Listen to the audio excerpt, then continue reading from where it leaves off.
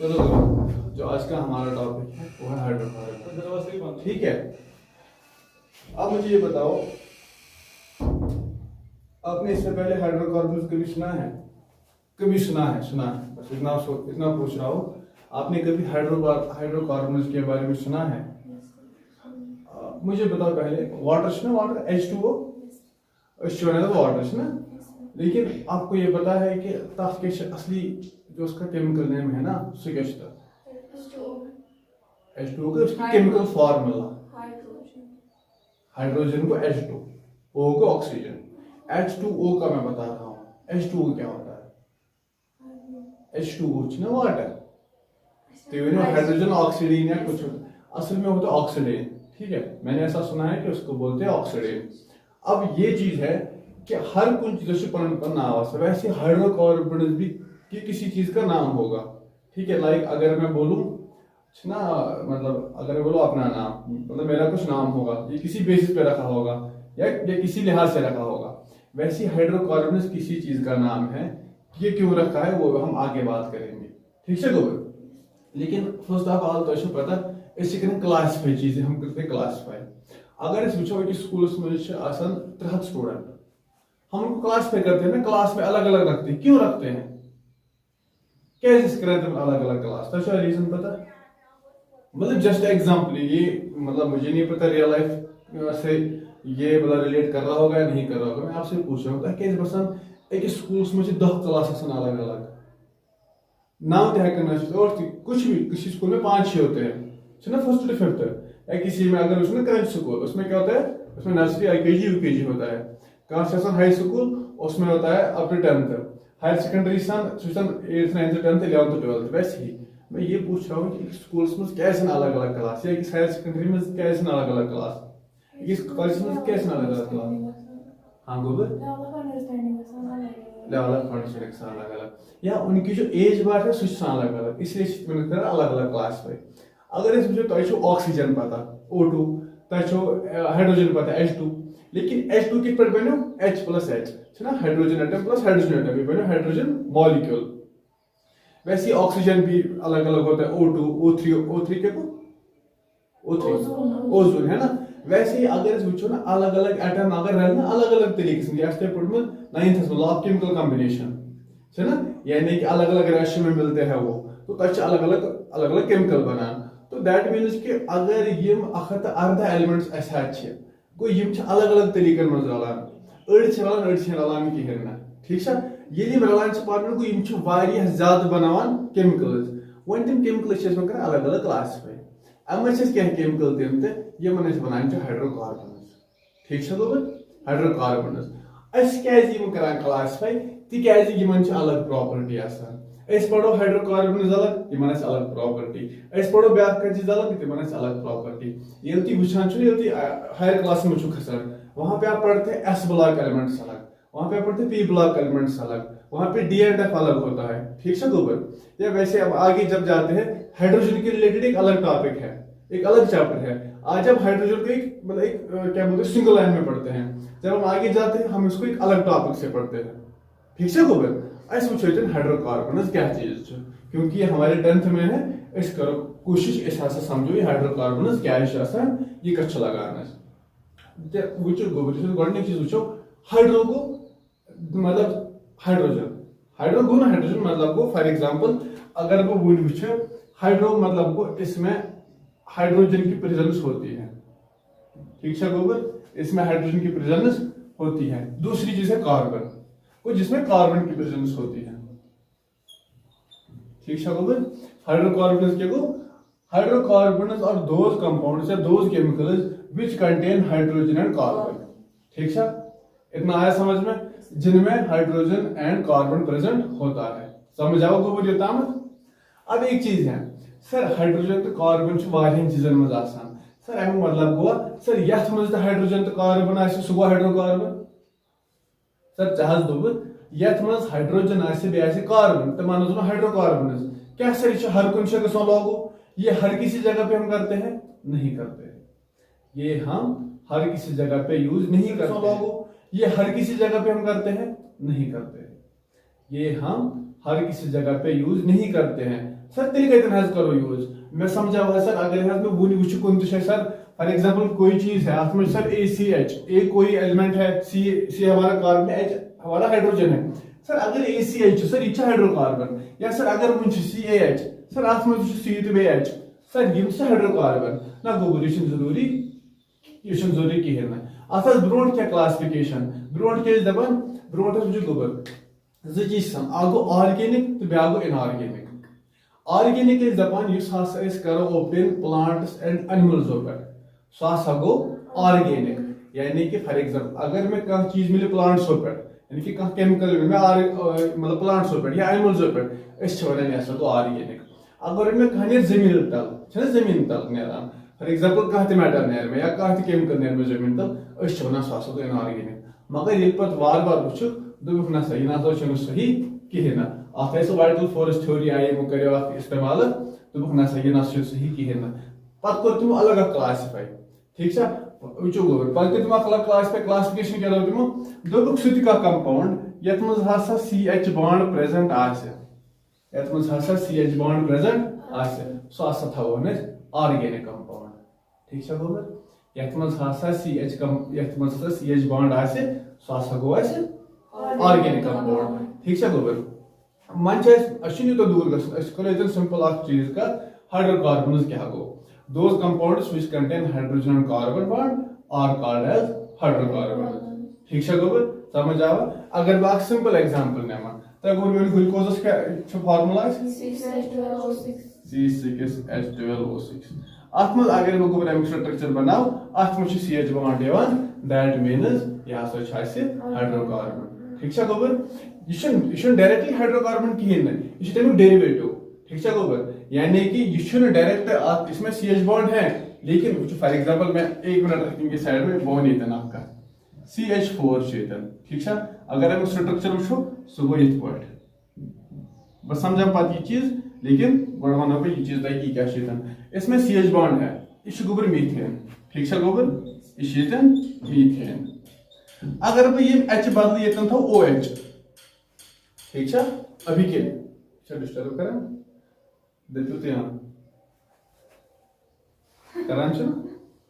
इसे बताइए OH इससे पहले मीथेन था अब ये हमारे पास मिथेनॉल आ गया ये चीज आपको मैं सिखाऊंगा ये नाम हेचनाओगे तो ये मसला करें ना ये रोज डिबल टैंक्स पर यार लेकिन फिलहाल इतना सीखो इसमें CH बॉन्ड प्रेजेंट था लेकिन अब ये COH बॉन्ड आ गया यहाँ पे ये तेल हाइड्रोकार्बन देखो अब इसमें एक मसला है इससे पहले डायरेक्ट था हमारा मीथेन डायरेक्ट था हाइड्रोकार्बन लेकिन इसके बाद ये बना हाइड्रोकार्बन डेरिवेटिव क्या को इसे बे चीज पर काढ़ो समझ आवा डेरिवेटिव को हम किसी और से डिराइव करेंगे उसको बोलते हैं डेरिवेटिव यानी कि इससे पहले अगर हमारे पास CH4 था अभी हमारे पास CH4O बन गया इसमें इससे पहले क्या था वो CH2 ठीक है CH2 लेकिन हमने ये O भी ऐड किया CH4O इससे पहले हमारे पास ये सीधे था हाइड्रोकार्बन अब इसके बाद ये बना हाइड्रोकार्बन डेरिवेटिव ठीक है गोबर यहाँ चीज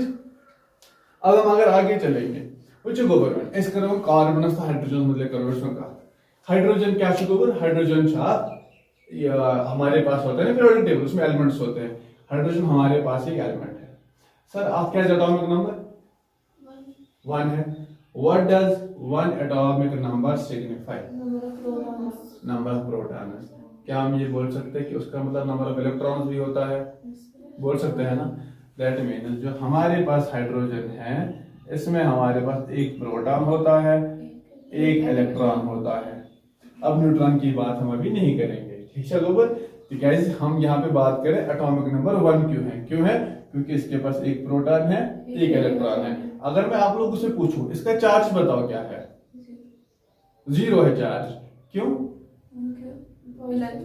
क्योंकि सर जितना इसमें पॉजिटिव भरा है उतना इसमें नेगेटिव भरा है दैट मींस या सही है सिर्फ 0 इसका चार्ज जो है वो 0 आएगा ठीक है वैसे नंबर 1 क्यों है क्योंकि इसके पास एक प्रोटॉन है एक इलेक्ट्रॉन है अगर मैं आप लोगों से पूछूं इसका चार्ज बताओ क्या है 0 है चार्ज क्यों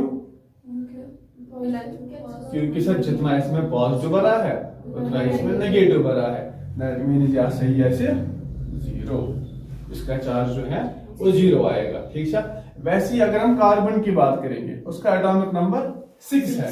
6 का मतलब क्या होता है सर? इसमें 6 प्रोटॉन्स है और इसमें 6 इलेक्ट्रॉन्स होते हैं। इसका भी चार्ज टोटल 0 होता है। अच्छा गोबर, आपको पता है law of deplete and law of octet क्या मतलब होता है? या 8 होने चाहिए, लेकिन 2 जो है 2 वाला रूल सो कहन एटमन पे गसान कहन एलिमेंटन पे गसान अप्लाई, लेकिन जो 8 है वो यूजुअली हर किसी पे होता है। जिन पे 2 अप्लाई नहीं होता है उन पे 8 अप्लाई होता है। ठीक है गोबर, अदरवाइज जो अब आपको अगर पता हो कि हमारे पास एक मैजिक नंबर है 2n स्क्वायर, पता है ना मैजिक नंबर? n का मतलब क्या होता है यहाँ पे कि किसी एलिमेंट में या किसी एटम में कितनी शेल्स होती है। ठीक है ना गोबर? या ये जरूरी कि उसमें कितनी शेल्स होती है। ऐसी कोई चीज वन कि फॉर एग्जांपल अगर ये हमारे पास यहाँ पे न्यूक्लियस है। एटम में 2 चीजें होती है, एक होता है न्यूक्लियर पार्ट और होता है एक्स्ट्रा न्यूक्लियर पार्ट। है ना गोबर? अगर ये न्यूक्लियर पार्ट इसमें क्या होता है? न्यूट्रॉन। तो इसको रखो साइड में। उसके बाद हमारे पास शेल्स होती है K, L, M and N। उसके आगे भी हम बात कर सकते हैं। ठीक है, लेकिन हमारे सिलेबस में जितना है अगर समझ बात करो ये गो K, ये गो L, ये गो M, तो ये गो N। K शेल में यानी कि innermost shell, innermost यानी कि सर गोडनिश अस दिमो अमिस शेलस क्या नंबर 1, L दिमो 2, M दिमो N दिमो 4। ये जो यहाँ पे n है ना ये कोई भाई, अगर हम K शेल की बात करेंगे तो हम n का नंबर 1 देंगे। अगर हम L शेल की बात करेंगे n का नंबर 2। अगर हम M शेल की बात करेंगे n का नंबर 3। वैसे अगर हम n की बात करेंगे n का नंबर 4 है। ठीक है गोबर? अब ऐसे इसी हिसाब से जो हमारे पास K शेल है उसमें नंबर ऑफ इलेक्ट्रॉन जो होते हैं वो होते हैं 2। उसके बाद L की अगर बात करेंगे, उसके बाद M की अगर बात करेंगे 3 का स्क्वायर होता है 9, यानी कि n के बदले होगा ना हमारे पास यहाँ पे 3 है ना। 3 का स्क्वायर होता है 9, 9 इंटू 2 कितना होता है 18। उसके बाद n की अगर बात करेंगे बिल्कुल सही, दैट इज 32। आवाज समझ? लेकिन अब एक मसला है, अगर हम K शेल की बात करेंगे हम उसमें यूजुअली करते हैं 2 की बात, कि इसमें अगर 2 इलेक्ट्रॉन्स आ गए ये सुटेबल, मतलब ये परफेक्ट, ये हमारे पास स्टेबल है। K शेल हमारे पास स्टेबल है। उसके बाद अगर हम L शेल की बात करेंगे उसमें 7 नहीं चलेंगे, उसमें 9 नहीं चलेंगे, उसमें 6 नहीं चलेंगे, उसमें 2 भी नहीं चलेंगे। उसमें कितने होने चाहिए मिनिमम? अगर 8 होंगे तो वो सुटेबल है, 8 से कम होंगे तो अनसुटेबल है। उसके बाद M मैक्सिमम है 18 इलेक्ट्रॉन्स रिटन। M है maximum 18 electrons written. K shell है मैक्सिमम 2 इलेक्ट्रॉन्स रिटन। L रख सकता है 8 इलेक्ट्रॉन और N जो रख सकता है वो रखता है 32 इलेक्ट्रॉन। ये इनकी मैक्सिमम ऑक्यूपेंसी है, ये मैक्सिमम कैपेबिलिटी की इनकी इलेक्ट्रॉन है रिसीव करे। ठीक है, यानी कि ये कितने इलेक्ट्रॉन अपने आप में रख सकते हैं, इससे ज्यादा नहीं रख सकते। क्या मुझे एक चीज बताओ, क्या ये इससे कम रख सकते हैं? मैं ये पूछ रहा हूं कि K की इसकी जो कैपेसिटी है वो 2 इलेक्ट्रॉन्स है, L की कैपेसिटी 8 इलेक्ट्रॉन्स है, M की कैपेसिटी 8 इलेक्ट्रॉन्स है, N की कैपेसिटी बिल्कुल 32 इलेक्ट्रॉन। मैं बोल रहा हूं कि K शेल जो है ना वो 2 से ज्यादा इलेक्ट्रॉन्स नहीं रख सकते अपने आप में। वैसे L 8 से ज्यादा नहीं, M 18 से ज्यादा नहीं, N 32 से ज्यादा नहीं। अब मैं ये पूछ रहा हूं, ये तो 32 रख सकता है अपने आप में, क्या 30 में रख सकता है? रख सकता है? मैं इतना पूछ रहा रख सकता है क्या? M शेल में सबका 31 इलेक्ट्रॉन्स थे। अगर हम आपकी पॉकेट की बात करेंगे आत्म मैक्सिमम वजन 5 क्या है रोज 5। अब मुझे एक चीज बताओ, क्या आत्मवाद ना खता? क्यों? क्योंकि इसकी कैपेसिटी 100 ही है। क्या 99 है ना रोज? वो तो रख सकते हैं, लेकिन हाँ 4 बार थोड़ा हल्का। क्यों? क्योंकि सर मेहज बस हाथ से रोज फुल, मगर हाथ मज अगर आकाश कम हाफ फिल। वैसे ये भी है, अगर 32 है तो ठीक है, 33 पॉसिबल ही नहीं है। अगर 31 होगा है पॉसिबल लेकिन अनस्टेबल होगा। ठीक है अब ये एक चीज मसला है, लॉ ऑफ डुप्लेट के लॉ ऑफ डुप्लेट के हिसाब से के शेल में अगर आपके पास 2 इलेक्ट्रॉन है, अगर के शेल आपकी आउटर मोस्ट शेल है, के शेल अगर आपकी आउटर मोस्ट शेल है, उसमें अगर 2 इलेक्ट्रॉन होंगे तो वो स्टेबल है, अगर एक इलेक्ट्रॉन होगा अनस्टेबल है। अगर मैं हाइड्रोजन की बात करूंगा, हाइड्रोजन में नंबर ऑफ प्रोटॉन्स आपने बोला अभी 1 है, तो इलेक्ट्रॉन्स भी 1 ही है। अगर हम न्यूक्लियस की बात करेंगे, इसमें 1 प्रोटॉन है। अगर हम इसकी बात करें, के शेल की बात करेंगे, इसमें कितने इलेक्ट्रॉन होने चाहिए थे? 2। लेकिन हाइड्रोजन के पास टोटल कितने इलेक्ट्रॉन है? 1। तो वो इसी में के शेल में आएगा। अब आपके हिसाब से ये ठीक है क्योंकि इसमें 2 से कम है, या 2 होंगे वो ज्यादा है, सॉरी 2 होंगे वो बराबर है, लेकिन 2 से कम है, 1 है वो ठीक है। क्या 1 स्टेबल है? नहीं है स्टेबल। तो इस हिसाब से हाइड्रोजन एटम आसी के नाम से स्टेबल कहना, ठीक है, इसको हमें स्टेबल करना है। अब ऐसे ही हम बात करेंगे, अगर यहां से मैं फॉर एग्जांपल लिथियम शीटल, ठीक है गोबर, इसको रखेंगे 1 मिनट साइड में। हीलियम की हम बात करेंगे, He, इसका एटॉमिक नंबर 2 है, मतलब नंबर ऑफ प्रोटॉन्स 2, इलेक्ट्रॉन्स कितने? 2। वो कहां जाएंगे सर? वो के शेल में जाएंगे। तो के शेल में कितने इलेक्ट्रॉन्स आए मैक्सिमम? उसकी कैपेसिटी क्या है? 2 ही है, और उसको चाहिए कितने? 2 ही, तो स्टेबल है वो। सुना गोबर, ठीक, सो स्टेबल। अगर हम आगे बात लिथियम की बात करेंगे, लिथियम क्या 3 है, के शेल में आएंगे 2, के शेल में आएंगे 1 और 2, उसके बाद एल शेल आएगी, उसमें आएगा 1, ठीक है गोबर। होने कितने चाहिए एल शेल में? 8। एल शेल में होने चाहिए 8, लेकिन है कितने? है उसमें 1 ही, तो ये अनस्टेबल है। ठीक है वो, ठीक, 8 को एक्सीड 8 को कम छ ना, तो अनस्टेबल छ, लेकिन ये सही।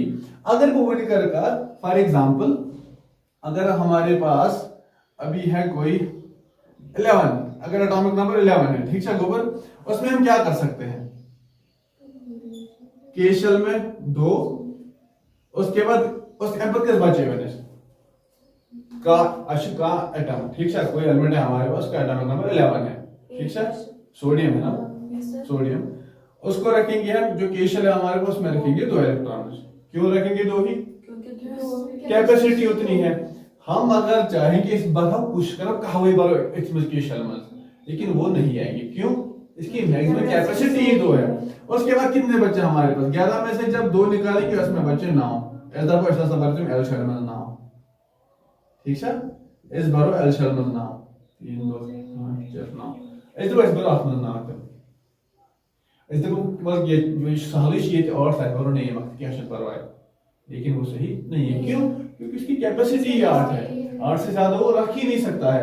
तो अशफ में थोन बस 8 है, या कड़न नेबर या पर गए एम शेल में जाएगा, ठीक है गूगल, सो गए एम शेल में, एम शेल में हमारा एक आएगा 281, इसकी कॉन्फ़िगरेशन आएगी, ठीक है गोबर। अगर हम कार्बन की बात करेंगे, जरा आप लोग मुझे बताओ, अगर हमारे पास कार्बन है, उसका एटॉमिक नंबर है 6, तो उसकी कॉन्फ़िगरेशन क्या आएगी इस हिसाब से? 2,4, ठीक है। अब एक मसला है कि अगर मैं ये कार्बन वंश स्टेबल बनाऊं, के शेल में हमारे पास 2 है, एल शेल में हमारे पास 4 है, तो अगर मुझे स्टेबल बनाना है तो उसके लिए मुझे क्या करना है? या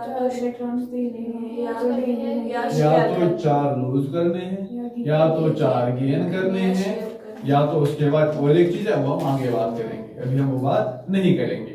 अच्छा मुझे बताओ एक चीज, अगर हमारे पास ये लिथियम है, अगर हमारे पास लिथियम है, इसका एटॉमिक नंबर है 3, अगर के शेल में 2 है, एल शेल में 1 है, तो अब इसके पास मुझे बताओ क्या क्या ऑप्शन है? इसके पास ऑप्शन 2 है, या तो 1 लूज करेगा, या तो 7 गेन करेगा, 1 लूज या 7 गेन, ठीक है।